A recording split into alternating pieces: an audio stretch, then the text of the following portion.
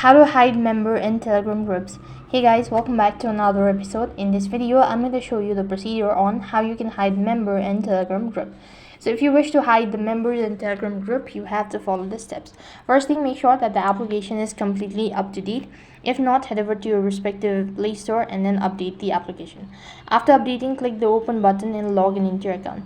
When you're on the home page, go ahead and locate the particular group, and when you open up the chat page, then go ahead and tap the profile icon. As you do that, you need to go ahead and tap the pencil shape icon located right on top. Press on the pencil shape icon, it's going to take you to the edit section. Here you need to scroll down a bit and go to members, and when you press on it, right on this page you should be able to see all of the members that's on your group.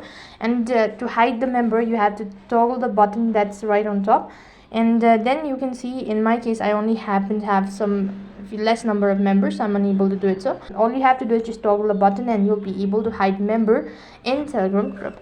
That is all for this video. I hope the video was helpful. Make sure to like, share and subscribe to our channel. Thank you for watching. See you in the next video.